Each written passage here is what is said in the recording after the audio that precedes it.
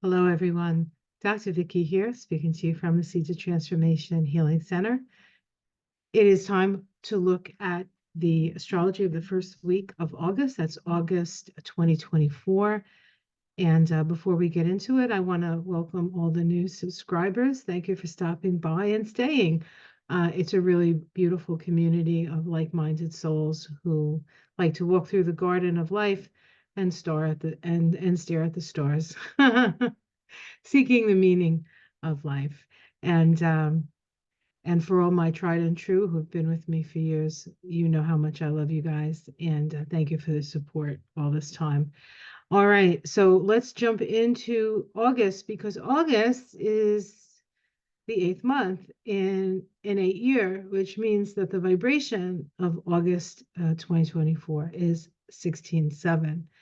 Of course, 16.7 is connected to the tower, so there's an illumination of sorts, and a need to be our true selves at this time. So let us dive into the charts. Now we're going to be looking at stuff from the 1st to the 10th, the first 10 days of August. And just give me a moment here. I need to pull up. Okay, that's better.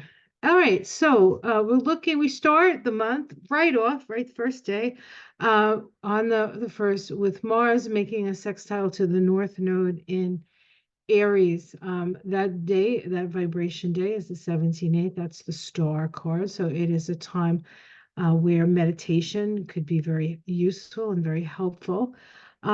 It is another 8 day, right? It's a 17/8. The star is about hope. It's about democracy. It's an Aquarius vibration. Pluto is in Aquarius. We're talking about the power of the people, right? All right. So we have Mars freshly in Gemini. It moved into Gemini right before the full moon of last month's full moon, which was very powerful. It was the full moon that Joe Biden decided to step down from the nomination and back Kamala Harris. So there was a big shift in the energy. And of course, Mars had just come off its conjunction with Uranus, which happened on the 15th, the first day of the Republican National Convention. And 2 days before that, there was an attempt on the life of the Republican nominee, the ex-president, 45. So we're coming out of this very sort of intensely traumatic, transformational, and like one day is one reality and the next day is a different reality. And how well can we adapt to the new reality kind of energy? And so the North Node is in Aries. The North Node is ruled by Mars, and Mars in Gemini says, "Let's talk about things, guys. Let's talk it out. Let's have a discussion. Let's have a conversation." And there's a lot of discussion and conversations about the best way to move forward, and that is what this sextile helps us to do. On the 2nd of August, August 2nd, we'll be doing the Moon Shadows episode on this day, August 2nd. We have Venus making a first quarter square to Uranus. This is the first challenging aspect of Venus and Uranus since it's a conjunction a few months ago. It is the crisis and action portion of the synodic cycle. Uranus requires out-of-the-box solutions, new thinking, being open to new things, different things, and Venus is relationships. So being open to new relationships, perhaps, or ways of relating. But it's a crisis that creates the need for that. So you may not necessarily want to do that, but you find yourself in a situation where you're like, hey, I better make some new friends right now. For the common good. Yes. Okay. On the Sunday, the 4th, we have the new moon in Leo. Is it really on the 4th? I guess it is really on the 4th. 12 and 8. Yep. And that new moon at 13 degrees of Leo is in a 20/2 vibration. That's the judgment card. rising from the dead, as it were. So that is, there's an inevitability, there's a decision, there's a judgment that comes down at this time. This is actually Barack Obama's birthday. So I think we'll probably see him in a significant role at this time. The new moon is at 13 degrees of Leo, an old sea captain rocking. It really deals with the symbology. Well, actually, if we go to the right here, it says peaceful contemplation. So he's rocking on a rocking chair in front of his cottage by the sea, right? We can see this picture. I used to love, there was a show growing up that I absolutely loved. It was called The Ghost and Mrs. Muir, and the ghost was like an old sea captain, and he was so cute. And I always wanted to be Mrs. Muir. Of course, I was like maybe 10, so that would have been bad. But in your, this sort of handsome, dashing guy, who's just a ghost, probably says a lot about well, anyway, that's another story for another day, not to talk about it here. Peaceful contemplation. That was all kind of a little bit of a joke. The lessons and messages of life's complex uh, of life are complex, and we gain much from reflection and assimilation. It's interesting that that's the Sabian symbol, because it kind of sounds like Barack Obama by himself. Reflection and depth, assimilation of our experiences. So this new moon is an opportunity for us to think about the changes that we've been through. And it is located, Leo is a heart-centered energy, and it is found in Tiphereth. At this time, the sun is in Leo. The sun, Tiphereth is connected to the sun and energetically to the heart chakra. So this is really like a peaceful contemplation of your heart, And it's a pretty nice new moon, which we'll look at, and you'll also hear more about on Moon Shadows as it comes out this week. We also have Venus ingressing into Virgo. So Venus moves out of Leo. Venus in Leo, she's wearing her tiara, she's got her scepter, she's dressed to the nines, and now it's Virgo time. And so she steps away from the regalia of her position and gets down to the hard work that it's going to take for her to really perhaps rule. So this is all very interesting symbology at this time. Monday the 5th, we have Mercury station retrograde. Yes, Mercury is in Virgo, a sign that it rules. It's gotten as far as 5 degrees of Virgo, and now it starts to retrograde back. So the degree that a planet retrogrades or goes forward on is a highlighted degree, and 5 degrees of Virgo is a man dreaming of fairies, And then also we have Venus newly in Virgo, making in conjunct to Pluto. Pluto is now at the 1st degree of Aquarius, slowly inching back into the last degree. I mean, the 1st degree. Did I say the 1st degree of Aquarius? Slowly inching back into the last degree of Capricorn, where it's going to stay from the 1st of September to the 20th of November. And that last degree of Capricorn. All right. On Wednesday the 7th, we have Mercury conjoin Venus. Mercury is moving retrograde, Venus is moving forward, and they conjoin at 4 degrees of Virgo. The Sabian symbol for that is black children playing with white children. Okay. And according to Dane Rogers, called it black and white children playing together happily. So that's a very sort of optimistic symbol at this time, right? The innocence of children, coming back to that innocence, not seeing people by the outside, but having more of a sense of what's on the inside, and a willingness to play, and a willingness to explore, and a willingness to have adventures with people who may not look like you, but it doesn't matter. Okay. We also have on that day, Pluto make a sesquiquadrate to Jupiter. I don't talk very often about sesquiquadrates, but sesquiquadrate is an evolutionary gateway energy. And when it's moving from the first quarter square energy, which is a crisis in action, which is very active. It's a yang energy, and now it's being asked to move into a more internal, sort of more Virgo-ish energy where it's evaluating its creations. That is an evolutionary gateway. So it's from this energy that sort of to like suddenly feeling like it's all being pulled in and constrained. And it's part of the cycle. And this is and this cycle goes until the square.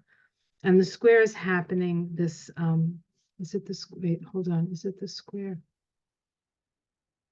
Hold on. Pluto sesquiquadrate Jupiter, okay. No, not the square. We will have a trine eventually, correct? Nope, we had the trine already. We'll have enough inconjunct, we'll have an inconjunct, but that's not happening.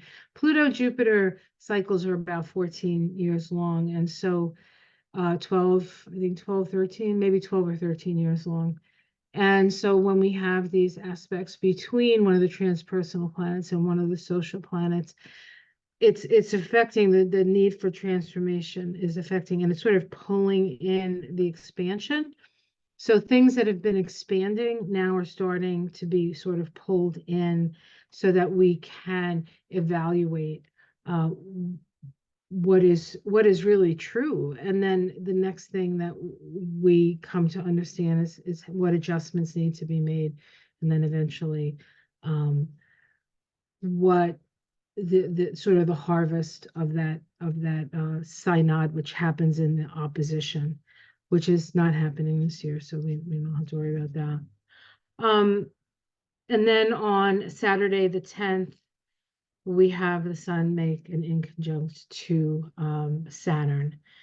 That requires some sort of adjustment. Inconjuncts are always about making an adjustment. The sun is illumination, right? It's creativity, it's life purpose, and Saturn is the lawmaker. So we could see some sort of issue around law or the like. And I know there's a lot of legal issues swirling around the president and swirling around everything. I mean, lawyers have never been so busy, really.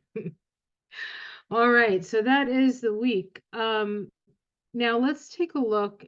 We'll go by these one by one. We're not going to see all of them, but we'll see the ones that I sort of deemed important. This is the Mars sextile the North Node. Remember, I said Mars is the ruler of the North Node. Mars in Gemini really requires us to let's talk about it. Let's get it out in the open. Let's see what we need to do.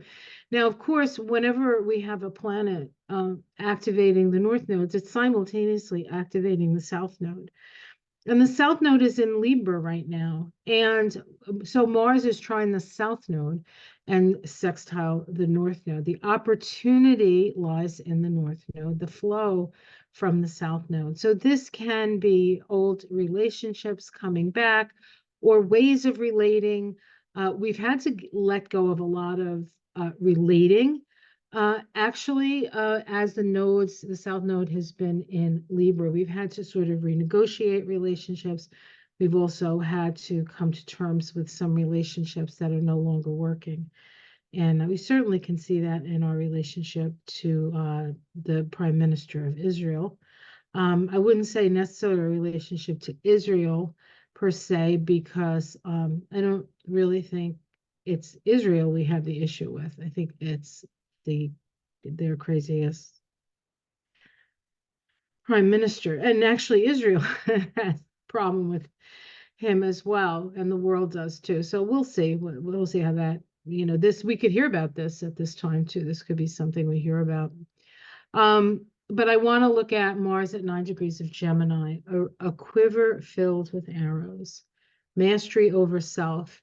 Challenges are not simply awkward obstacles. They are tests for us to learn how to focus the mind, focusing the mind through mastery of self. So Mars is saying, master yourself.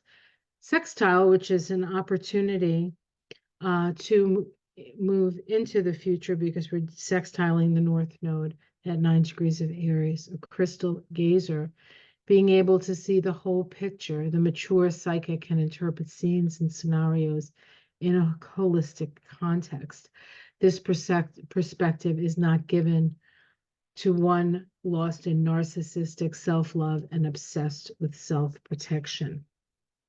So we can see the symbols that were written many years ago, how they are working out in our present world.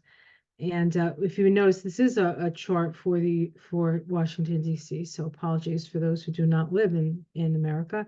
But notice that on the ascendant here, we have Eris. Eris is the goddess of discord. She is a feminine, sort of disgruntled energy, right up front, and not too far from Kamala Harris's moon, actually.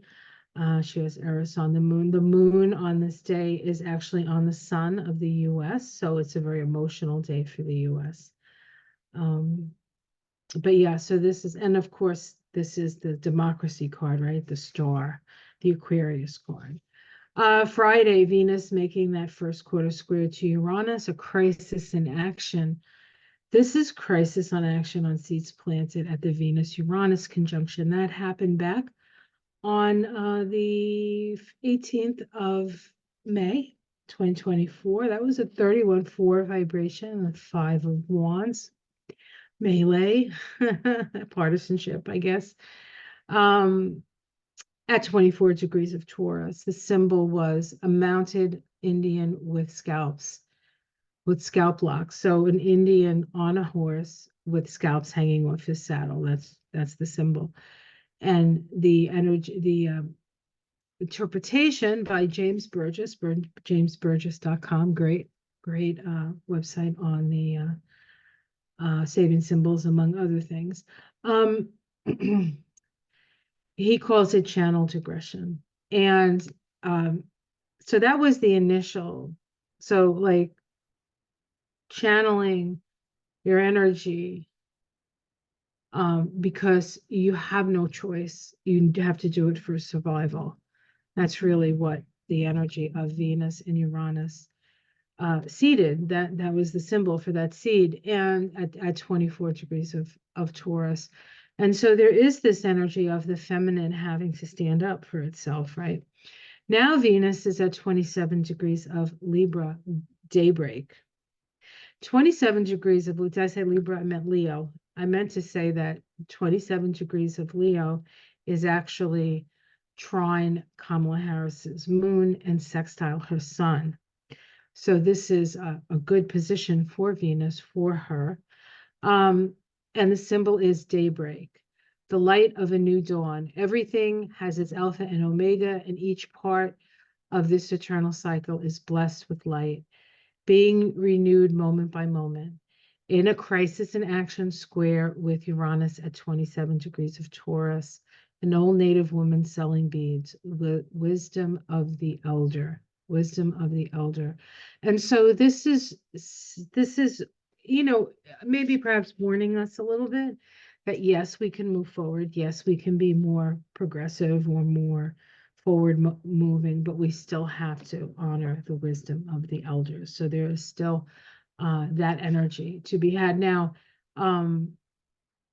this is the same degree that I believe it was a 26. Well, it's within a degree. It's either the same degree or within the degree of when Mars conjoined Uranus. So those charts that got activated by that, and of course Uranus is on Algol still. Lose your head. So there's changes in power here. A lot of like moving parts when it comes to power, and we've noticed like just in the world we've had a change in power in France. We've had a change in power in England. There will most likely be a change in power in Israel coming up.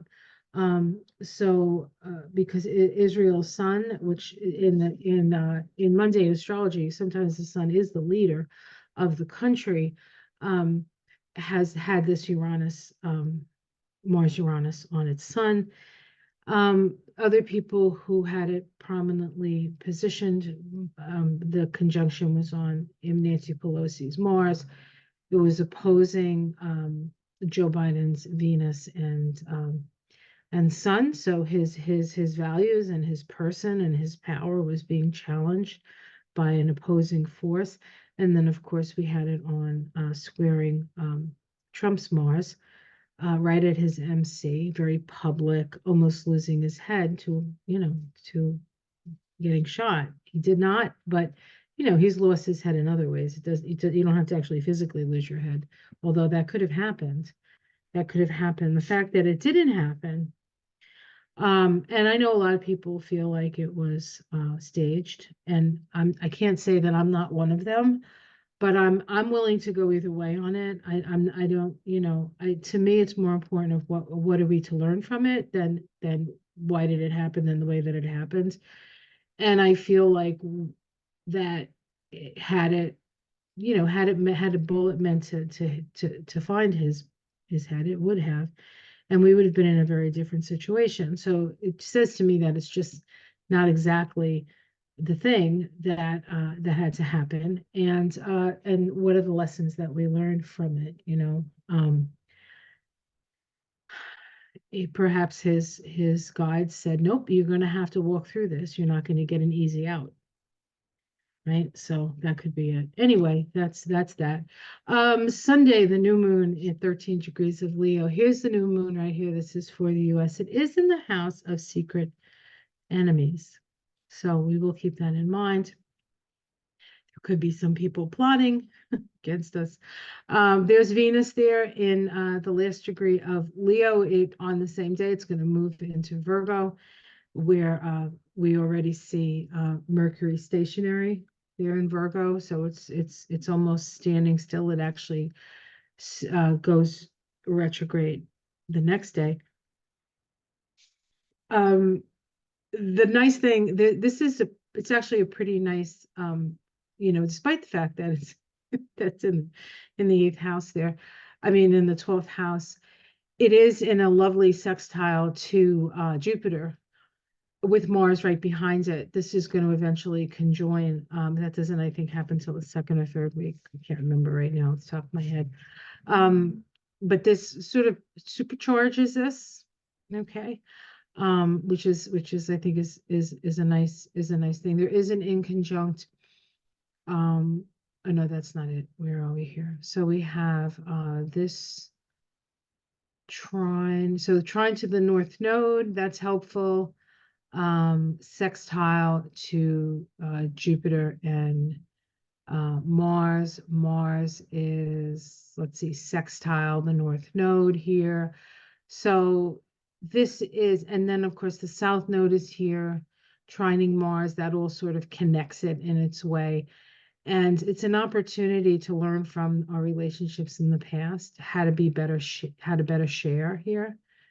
And this might be share, Aries can be like military, like a military thing. But maybe we're sharing some of the burden, like maybe it's a NATO thing. So we'll see. Peaceful contemplation, the lessons and messages of life are complex, and we gain much from reflection and assimilation. And there's the ghost of there's the ghost from the Ghost of Mrs. Muir. Okay. Next day, Venus ingresses into Virgo. As she ingresses into Virgo, however, she actually becomes the head of a yod. You see that with Pluto and Neptune. Pluto and Neptune are in a sextile. Pluto in the 1st degree of Aquarius is saying, let's move into the future. And Neptune in the last degree of Pisces is saying, not quite yet. We still have some stuff we have to figure out and wash away, right? And then we have Venus here in Virgo, attempting to, do her due diligence like Venus in Virgo will. Venus in Virgo goes into the 1st degree of Virgo which is the symbol, Sabian symbol is a man's head, learning what is significant, learning what is important. And I always look to see where Mercury is whenever a sign moves into a Mercury ruled sign, whenever a planet, excuse me, moves into a Mercury ruled sign, in this case, Venus moving into Virgo. And we have Mercury, the ruler of Virgo, is stationing, meaning that it's standing still and powerful at 5 degrees of Virgo, a man dreaming of fairies, envisioning, opening up to more subtle dimensions of reality. And so the thing about being at the head of a yod and then having this be sort of the symbol that's connected to the ruler of the sign that you just moved into, um, is the, Pluto and Neptune are transpersonal. They ask us to evolve, and part of our evolution is to be in a better relationship with the earth that we're standing on, and this is sort of that energy in a way. What do we need to what adjustments do we need to make in our values in order for us to live in harmony with the planet that we're on? Okay, that's kind of what this is pointing to, as that goes. And let me just see. So we have the Yod to Venus. Of course, it is still square Uranus here. So we're still sort of moving into these new relationships, these new out of the box understandings. This morning, I actually, as I'm doing this morning, I had jury duty, and I went, and they didn't need a jury today, so we got out early. We were there for an hour or so. But I came home feeling like really tired, and I didn't go there tired, but I came back from there tired, and I think it's just the energy of the courts. And I was just sort of like sitting on one of our chairs in the living room, and Michael had come down and was making coffee, and I just felt like very, I won't say dispirited, but just really, really tired. And then I listened to one of my favorite new songs, Good People by Mumford and Sons and Pharrell Williams. And I've never seen the video that goes with it, just heard the music. And in the music, there's drumming. And I said to Michael, I said, I bet you those are natives drumming, because that's what it sounds like. It sounds like Native Americans drumming. And for sure, that's what it was. They had their drums and a boom, boom, boom, boom, boom, boom, boom. Welcome to the revelation. Boom, boom, boom. Not my best key, but what a song. So I listened to it about 3 times. And then I like came up and I was like, ah, because the drum in the song and the feeling that people who have been down for so long will have a time to rise up and be in the sun, like the raisin in the sun, I guess, kind of thing. And it's just so uplifting and so connecting in a way to where we stand, right? And so that's the kind of energy that we need to bring forth into this month. That's the kind of energy that's, so if you're going to have a theme song this month, I would say welcome to the revelation, because we're in a 16-7 vibration. All right, Mercury retrograde. Okay, we know it's retrograde. Conjunct Venus at 4 degrees. So it's moved back. Venus has moved up to 4 degrees, and Mercury that went retrograde at 5 has moved back to 4. And we have a conjunction of Mercury and Venus. Mercury is the mind, Venus is the heart. This is especially important because this is what gets activated with this particular conjunction is the tower path, the path that the tower is on. And so if you remember that 16-7 energy between Mercury and Venus. So this is a very powerful energy, and it's in the solar plexus, which is about our personal will. It's about us, being the captains of our own ship and creating this world in the way that we want. And this is a beautiful symbol for that, okay? For a Virgo, freedom from prejudice. Can you imagine? Like one of the things that always strikes me is that prejudice just limits us so much. It's just like such a limitation to what we can create together. It seems ridiculous to me to judge somebody by their skin or what they're wearing or by the outside and not connecting with the inside, because that's what counts. It's the inside.